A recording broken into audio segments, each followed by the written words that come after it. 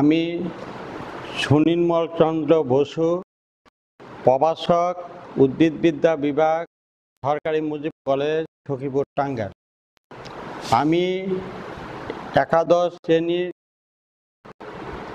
তোমাদের আজকে চতুর্থ অধ্যায় অণুজীব পড়াবো। আমি এর আগে 2 দিন তোমাদের ভাইরাসের উপরে পড়ানো হয়েছিল। তোমাদের প্রথম দিন আমি ভাইরাসের ইতিহাস, ভাইরাসের প্রকারভেদ এইগুলো পড়ানো হয়েছিল। তারপরের দিন আমি তোমাদের টি2 ব্যাকটেরিওফাজের গঠন পড়ানো হয়েছিল। আজকে তোমাদের পড়ানো হবে ভাইরাসের সংখ্যা বৃদ্ধি বা টি2 ব্যাকটেরিওফাজের সংখ্যা বৃদ্ধি তোমাদের পড়ানো হবে। ভাইরাস ব্যাকটেরিয়ার ভিতরে গিয়ে বংশবৃদ্ধি করতে পারে, তাই ভাইরাসকে বংশবৃদ্ধি না বলে সংখ্যা বৃদ্ধি বলা হয়। ভাইরাস ব্যাকটেরিয়ার ভিতরে প্রবেশ করে ভাইরাসের বংশবৃদ্ধি ঘটে। এই জন্য ভাইরাসের ক্ষেত্রে বংশবৃদ্ধি না বলে আমরা সংখ্যা বৃদ্ধি বলবো। তোমরা মনে রাখবে কাক এবং কোকিলের গল্প। কাক নিজের বাসায় ডিম পাড়ে এবং কাক ডিমকে তা দিয়ে বাচ্চা ফোটায়। কোকিলের ডিম কাকের বাসায় কোকিল ডিম পাড়ে। কাকের ডিম কোকিলের ডিম একই রকম। কাক কোকিলের ডিম এবং কাকের ডিমকে তা দিয়ে বাচ্চা ফোটায়।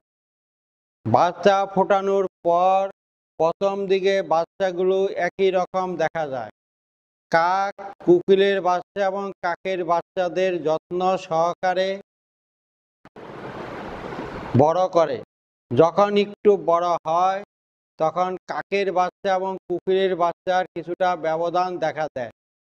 ওই সময় কাক কোকিলের বাচ্চা দেহকে একবারে তাড়িয়ে দেয়। কোকিলের বাচ্চা প্রাকৃতিক নিয়ম অনুসারে বড় হয়।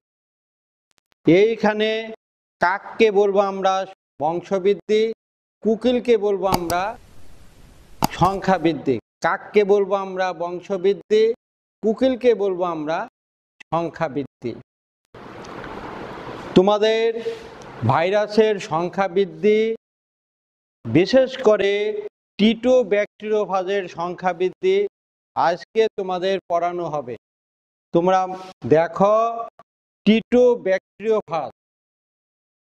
টি2 ব্যাকটেরিওফাজের মাথা এবং লেজ এই 2টি অংশে বিভক্ত। উপরের অংশ হলো মাথা, নিচের অংশ হলো লেজ। মাথা এবং লেজের সংযোগ স্থলে কলার থাকে আর নিচে থাকে লেজ। লেজ দাঁড়িয়ে থাকে ভিত্তি ফলকের উপর। টি2 ব্যাকটেরিওফাজটা পুরোপুরি দাঁড়িয়ে আছে ভিত্তি ফলকের উপর। আর 6টি স্পর্শক তন্তু থাকে আর অনেকগুলো স্পাইক থাকে।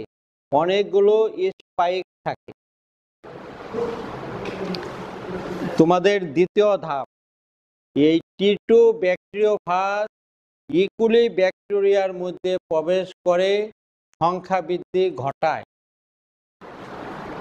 ইকুলি ব্যাকটেরিওফাজ একটি দণ্ডাকৃতি ব্যাকটেরিয়া। টি2 ব্যাকটেরিওফাজ একটি দণ্ডাকৃতি ব্যাকটেরিওফাজ। টি2 ব্যাকটেরিওফাজের কোষপ্রাচীরের যে জায়গায় লিপোপ্রোটিন আছে ওই জায়গাকে বলা হয় নির্দিষ্ট গ্রাহী স্থান। তাহলে এইটা যদি টি2 ব্যাকটেরিওফাজ হয়, আমরা মনে করলাম এই কোষপ্রাচীরের এই অংশটুকুর মধ্যে লিপোপ্রোটিন আছে। সুতরাং এই স্থানকে আমরা বলতে পারবো নির্দিষ্ট গাহী স্থান, এই স্থানটুকে বলতে পারবো নির্দিষ্ট গাহী স্থান। কারণ ইকুলি ব্যাকটেরিয়ার কোষপ্রাচীরের যে জায়গায় প্রোটিন ও লিপিড বেশি আছে, প্রোটিন ও লিপিড আছে, ওই জায়গাকে আমরা বলবো নির্দিষ্ট গাহী স্থান। টিটো ব্যাকটেরিওফাজের ভিত্তি ফলক এবং পর্ষকতন্তু এই নির্দিষ্ট গাহী স্থানে লেগে যায়।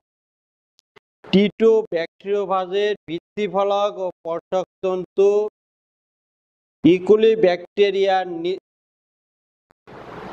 নির্দিষ্ট গাহী স্থানে লেগে যায়। তারপরে টিটো ব্যাকটেরিওফাজের স্পাইক এই অংশকে বিদ্ধ করে। টিটো ব্যাকটেরিওফাজের লেজ থেকে লাইসোজাইম এনজাইম এই বিদ্ধ জায়গায় ছিদ্র করে। আমার পড়ানোটা দেখো, টিটো ব্যাকটেরিওফাজের ভিত্তি ফলক ও পর্ষকতন্তু ইকুলি ব্যাকটেরিয়ার নির্দিষ্ট গাহী স্থানে লেগে যায়। তাহলে লেগে যায় কোনটা? ইকুলি ব্যাকটেরিয়ার নির্দিষ্ট গাহী স্থানে লেগে যায় টিটো ব্যাকটেরিওফাজের ভিত্তি ফলক ও পর্ষকতন্তু। তারপর টিটো ব্যাকটেরিওফাজের বা টিটো ভাইরাসের স্পাইক বা কাঁটাগুলো এই নির্দিষ্ট গাহী স্থানকে বিদ্ধ করে। টিটো ব্যাকটেরিওফাজের লেজ থেকে লাইসোজাইম এনজাইম এই বিদ্ধ জায়গাকে ছিদ্র করে। তারপর টিটো ব্যাকটেরিওফাজের ডিএনএ এই ছিদ্র দিয়ে ইকুলি ব্যাকটেরিয়ার মধ্যে প্রবেশ করে।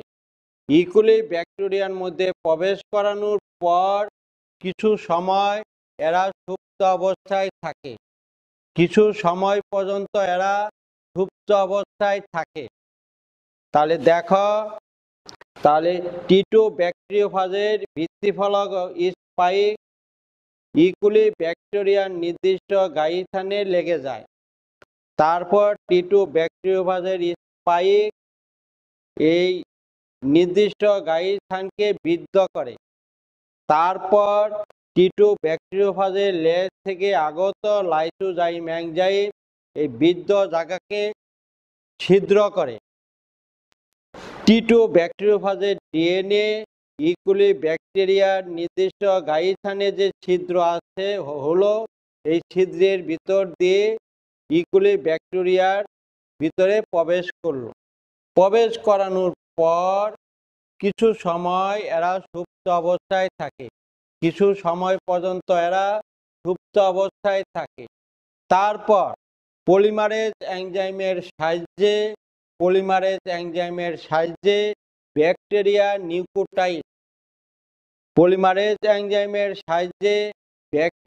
নিউক্লিওটাইড ব্যবহার করে টিটো ব্যাকটেরিওফাজের ডিএনএ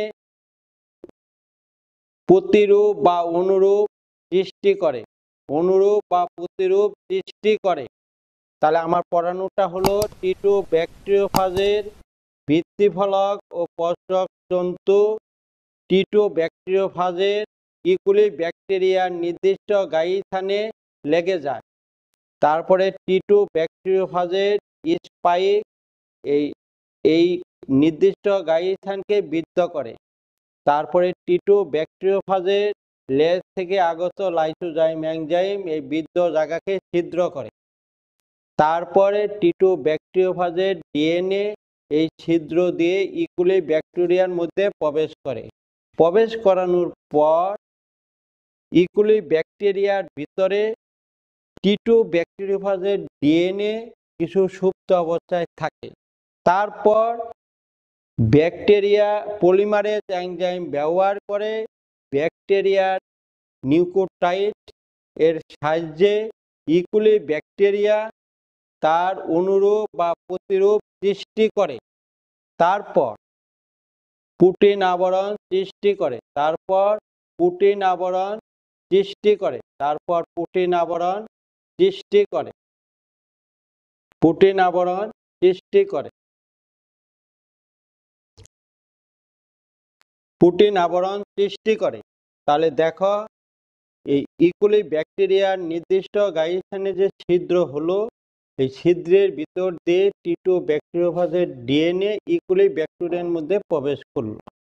প্রবেশ করার পর কিছুক্ষণ সুপ্ত অবস্থায় থাকলো। তারপর ব্যাকটেরিয়া নিউক্লিওটাইড ব্যবহার করে পলিমারেজ এনজাইমের সাহায্যে টিটো ব্যাকটেরিওফাজের ডিএনএ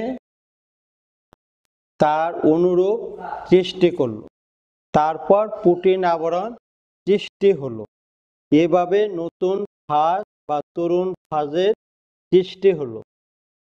তরুণ ফাজ ইকোলি ব্যাকটেরিয়ার মধ্যে ক্রমাগত বৃদ্ধি পেতে পেতে এক সময় তরুণ ফাজের চাপে ইকোলির ব্যাকটেরিয়ার কোষপ্রাচীর ফেটে এই তরুণ ফাজগুলো বেরিয়ে যায়। তরুণ ফাজগুলো বের হয়ে যাওয়ার পর আবার কিছুদিন পর তরুণ ফাজগুলো পূর্ণাঙ্গ ফাজে বা পূর্ণাঙ্গ টিটো ব্যাকটেরিয় ফাজে বা পূর্ণাঙ্গ টিটো ব্যাকটেরিয় ভাইরাসে পরিণত হলো। এভাবে টিটো ব্যাকটেরিয় ফাজ ইকোলি ব্যাকটেরিয়ার ভিতরে প্রবেশ করে নতুন টিটো ব্যাকটেরিয় ফাজ বা নতুন টিটো ভাইরাস সৃষ্টি করে। এই নতুন বা তরুণ টিটো ভাইরাস বা টিটো ব্যাকটেরিওফাজ পরে পূর্ণাঙ্গ টিটো ব্যাকটেরিওফাজ বা পূর্ণাঙ্গ টিটো ভাইরাস পরিণত হলো। যেহেতু এটা কোষপ্রাচীর ফেটে বের হয়ে যায়, এই জন্য একে লাইটিক চক্র বলা হয়। এই জন্য একে লাইটিক চক্র বলে, কারণ তরুণ ফাজগুলো ইকোলি ব্যাকটেরিয়ার ভিতরে বেশি হতে হতে এক সময় যখন চরম পর্যায়ে পৌঁছায়, তখন ইকোলি ব্যাকটেরিয়া কোষপ্রাচীর ফেটে তরুণ ফাজগুলো বেরিয়ে যায়। যেহেতু ইকোলি ব্যাকটেরিয়ার কোষপ্রাচীর ফেটে তরুণ ফাজগুলো বেরিয়ে যায়, এই জন্য এই চক্রকে লাইটিক চক্র বলা হয়। আজকে তোমাদের যেটুকু পড়ানো হলো, তোমরা মনোযোগ সহকারে ভাইরাসের সংখ্যা বৃদ্ধি বা টিটো ব্যাকটেরিওফাজের সংখ্যা বৃদ্ধি ভালো করে পড়বা। তোমরা পড়ার সময় গুরুত্ব দিবা প্রথমত টিটো ব্যাকটেরিওফাজের কোন কোন অংশগুলো ইকোলি ব্যাকটেরিয়ার মধ্যে গেল। তারপর টিটো ব্যাকটেরিওফাজের ডিএনএ যখন ইকোলি ব্যাকটেরিয়ার মধ্যে প্রবেশ করলো, এই ডিএনএ প্রবেশ করার পর কিছু সময় ইকোলি ব্যাকটেরিয়ার মধ্যে টিটো ব্যাকটেরিওফাজের ডিএনএ সুপ্ত অবস্থায় থাকলো। তারপর পলিমারেজ এনজাইম ব্যবহার করে টিটো ইকোলি ব্যাকটেরিয়া নিউক্লিওটাইডের সাহায্যে টিটো ব্যাকটেরিওফাজের ডিএনএ তার অনুরূপ তৈরি করলো। তারপর শূন্য প্রোটিন আবরণ তৈরি করলো। এতে তরুণ ফাজ তৈরি হলো। তরুণ ফাজ বেশি হইতে হইতে এক সময় ইকোলি ব্যাকটেরিয়ার কোষপ্রাচীর ফেটে তরুণ ফাজগুলো বেরিয়ে গেল। যেহেতু তরুণ ফাজগুলো ইকোলি ব্যাকটেরিয়ার কোষপ্রাচীর ফেটে বেরিয়ে গেল, এই জন্য এই চক্রকে বলা হয় লাইটিক চক্র। আমি এর পরের দিন তোমাদের বাকিটুক পড়াবো। আজকে যেটুক পড়ানো হলো মনোযোগ সহকারে তোমরা পড়বা। তোমরা ভালো থাকো, সুন্দর থাকো।